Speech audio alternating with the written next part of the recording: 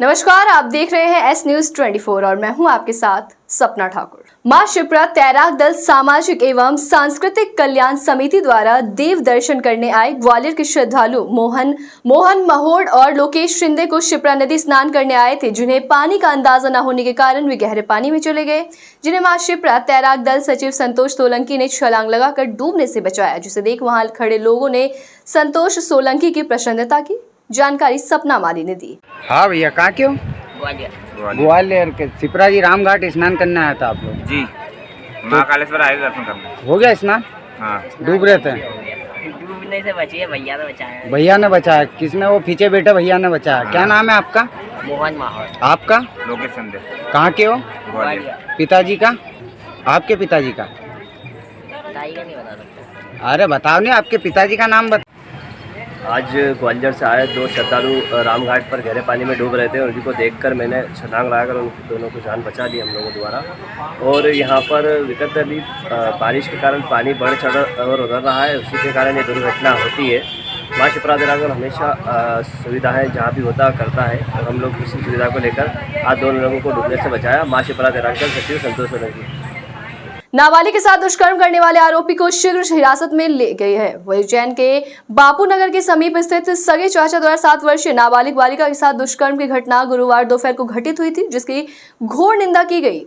समग्र हिंदू समाज इसकी घोर निंदा करता है। नाबालिग बालिका घटना घटित होने के बाद अस्पताल में उपचार के लिए गई हुई है और दुष्कर्म करने वाले आरोपी फरार है, जिसे घटना घटित होने के बाद भी थाना चिमनगंज अभी तक पकड़ नहीं पाई है। समग्र हिंदू समाज आपस में दुष्कर्म के आरोपी को शीघ्र पकड़ने और उसे फांसी की सजा के लिए बोल रहा है। जैसा कि कल की मीडिया में भी छपा था, ये 6 साल की बच्ची के साथ, नाबालिग बच्ची 6 साल की बच्ची के साथ बलात्कार उसी के चाचा ने किया है। और मैं यही उम्मीद और आशा करता हूँ कि पुलिस प्रशासन जल्दी से जल्दी उस बच्ची के हत्यारे को, उस बलात्कारी को जल्दी से जल्दी पकड़कर वैधानिक कार्रवाई करके उसे जल्दी से जल्दी फास्ट ट्रैक कोर्ट 501 और फास्ट ट्रैक कोर्ट में केस चलाकर उसे जल्दी से फांसी की सज़ा सुनवाए।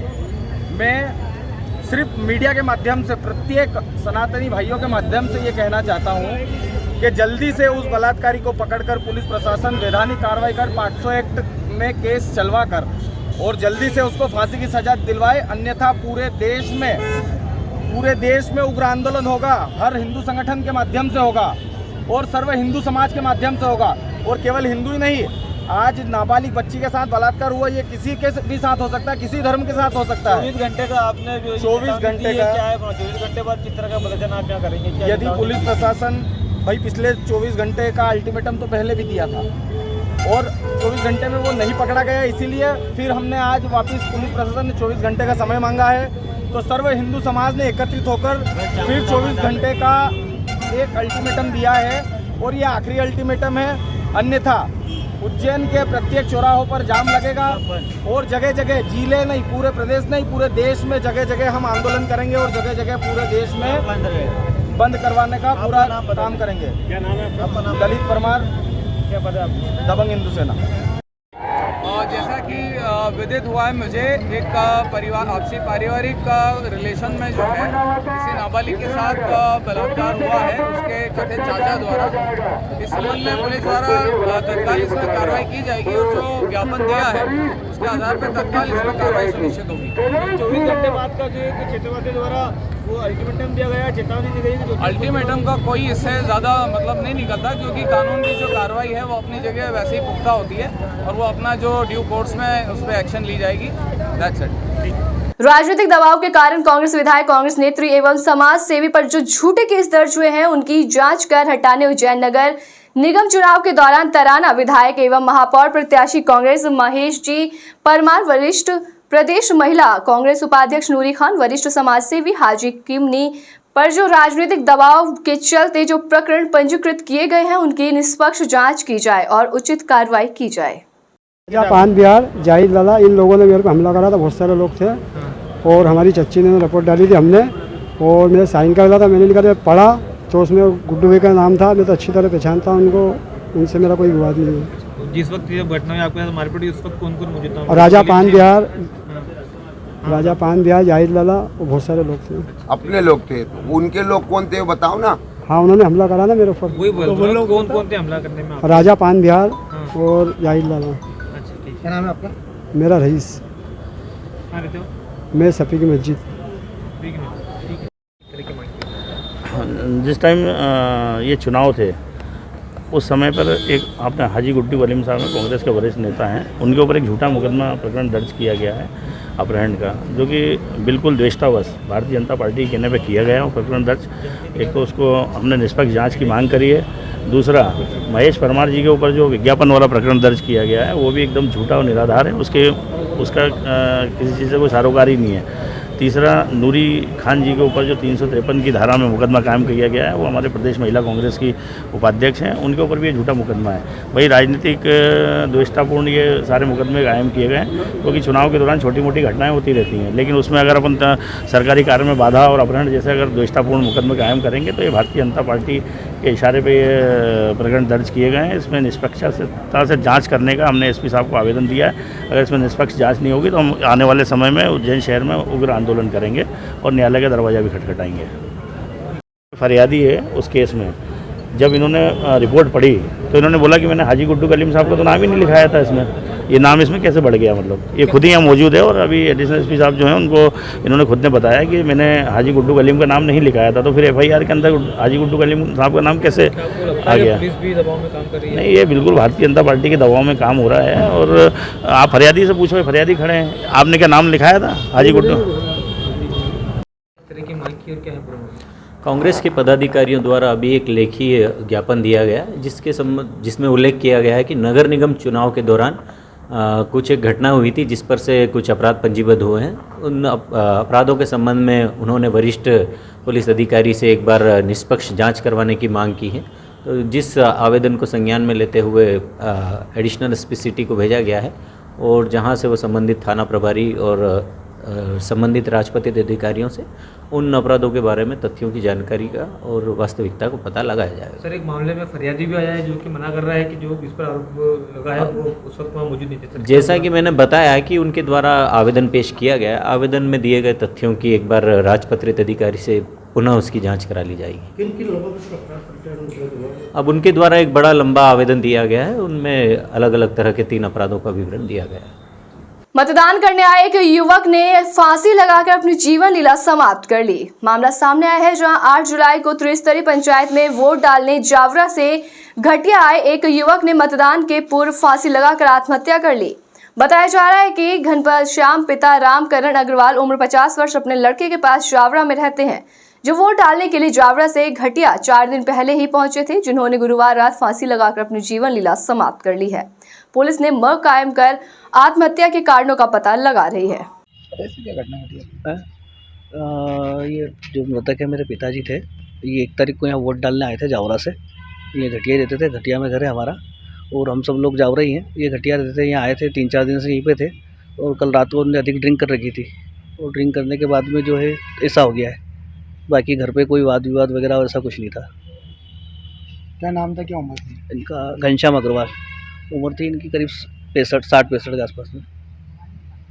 क्या काम करते हैं? नहीं, फ्री थे तो काम कुछ नहीं करते थे। आपका पूरा नाम? सोनू अग्रवाल। उज्जैन के नानाखेड़ा थाना क्षेत्र में 2 पक्षों में आमने सामने मारपीट का मामला सामने आया, जिसमें दोनों पक्षों पर पुलिस ने कार्रवाई की है। पुलिस द्वारा प्राप्त जानकारी के अनुसार नानाखेड़ा क्षेत्र अंतर्गत ग्राम जरखोदा में 2 पक्षों में खूनी संघर्ष हुआ, जिसमें एक पक्ष के खिलाफ हत्या का प्रयास और दूसरे पक्ष के खिलाफ मारपीट का मामला दर्ज किया है। वहीं इस खूनी संघर्ष में 4 लोग घायल हुए हैं। पुलिस मामले की जांच में जुटी हुई है और दोनों पक्षों के आरोपी को तलाश किया जा रहा है। क्या हुआ था आपके साथ? किसने मारपीट की, क्या हुआ? तो सर अमजद और पप्पू ने मारपीट की मेरे साथ में। सबसे पहले वहाँ पे तब राघव बिबलिया में मैं नाले का काम कर रहा था, नाले पे लोहे का काम कर रहा था, मैं पुल बना रहा था। तो वहाँ पे अमजद और पप्पू दोनों आए, पप्पू अजमेरी, इन दोनों ने मेरे साथ वो खूब मारपीट की, बहुत मारा मेरे को दोनों ने मिला के ने। और वहाँ से मैं मेरी जान भगा के भगा तो रास्ते में मैं छायन के पास में खंती में से होके निकल के गया। इनके पूरे परिवार वाले को बुला लिया इसने, तो मैं मेरी जान बचा के भागा। करौन तक पहुंचा मैं और मेरे परिवार वाले को सूचना दी कि मेरे साथ में ऐसा हो रहा, खूब मारा मेरे को और ये लोग मेरे को मार डालेंगे, तुम जल्दी आ जाओ, मेरे को बचा लो। तो मेरे पापा और मेरे परिवार वाले 4 लोग आए केवल, और बाकी सब आ ही रहे थे। 4 लोग हम आए और मेरे को ले जा रहे थे।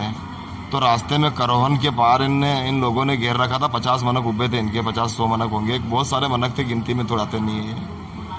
तो इन लोगों ने 10-12 जने ने मिल के ने पहले खूब लट से पीटा हम चारों को, खूब लट और बंदूक की नोक से मारा। सर मैं भूल गया, मेरे तो कोई समझ में आई नहीं थी क्या क्या करा इन लोगों ने। खूब मारा और थोड़ा मेरे को होश था, मेरे पापा को तो होश नहीं था, और मैं गाड़ी पे बिठा रहा था इन लोगों को। तो मार मुर के चले गए, आगे खड़े रह गए। और वहाँ से ये सीधे गाड़ी बढ़ाई इनने, बुलेरो गाड़ी जिसमें बैठा हुआ था अंजुम और अमजद। ये 2 लोग गाड़ी स्पीड में लाए और मेरी गाड़ी में हम तीनों को ठोक दिया इनने। तो पापा भी खाई में गिर गए, मेरा भाई भी घर में खाई में गिर गया, मेरे ऊपर भी गाड़ी चढ़ गई, मेरा पैर टूट गया, मेरे पापा के पैर हाथ सब टूट गए और दोनों गाड़ी भी टूट गई। हम वहीं पे पड़े रहे 15-20 मिनट। क्या विवाद है, क्यों करा इन्होंने, क्या करना था? ये विवाद केवल ये घूरने के चक्कर में, गाली गलौज के चक्कर में। हाँ सर, ये आदमी 8-15 दिन से रोज घूर रहा था मेरे ऊपर। तो मैंने इसको पूछा, मैंने कहा भाई मैंने तेरा क्या बिगाड़ा यार, तू मेरे को क्यों घूर रहा है, तू क्यों बदनाम कर रहा है मेरे को? मैं काम धंधे करने वाला आदमी, मैं किसी की बात में आता नहीं हूँ, मैं तेरी तरफ देखता भी नहीं हूँ। फिर भी ये आदमी गाली देने लग गया कि वेंचोद मादरचोद, ऐसी बुरी बुरी गाली दी इसने मेरे को। ये जरखोदा के रहने वाले हैं, ये कम से कम 150 मनक की फौज है इनकी। मैं जरखोदा में रहता हूँ सर, मैं काम करता हूँ, वेल्डिंग का काम करता हूँ, सरकारी काम भी करता हूँ सर। वो सरकारी लोहे का काम कर रहा था, मैं रोड का नाला बना रहा था, वहाँ पे उठा इन लोगों ने मेरे को बहुत मारा सर। वहाँ से मैं मेरी जान बचा के भगा। तो रास्ते में इन लोगों ने घेर लिया और खूब, कोई बंदूक की नोक बता रहा है, कोई तलवार बता रहा है। मेरा नाम मकसूद पटेल है सर। 2 पक्षों में विवाद हुआ है, किस तरह का मामला है? दोनों पक्षों पर प्रकरण दर्ज किया गया है, कौन घायल है? ये कल जाम जरखोदा में पुरानी रंजिश को लेकर आपस में विवाद हुआ है, जिसमें 2 पक्षों के बीच में एक पक्ष अमजद करके और एक बादशाह खान करके पक्ष है, दोनों आपस में झगड़ा हुआ है, जिसमें एक 307 IPC का अपराध पंजीबद्ध हुआ है और दूसरी तरफ धारा 324 का अपराध पंजीबद्ध हुआ है। मारपीट हुई थी दोनों पक्षों में, जिसमें एक तरफ 3 लोगों के घायल हैं और एक तरफ एक आदमी घायल है।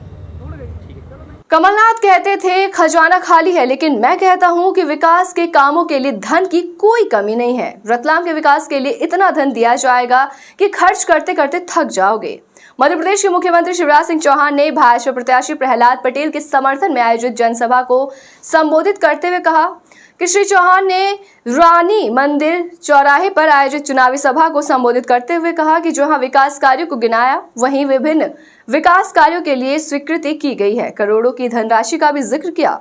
उन्होंने उपस्थित जनसमूह से पूछा कि क्या कांग्रेस के शासनकाल में ऐसे विकास कार्य हुए थे। श्री चौहान ने विभाजित प्लॉटों की समस्या का जिक्र करते हुए घोषणा की कि छोटे छोटे भूखंड पर भवन निर्माण की अनुमति प्रदान की जाएगी।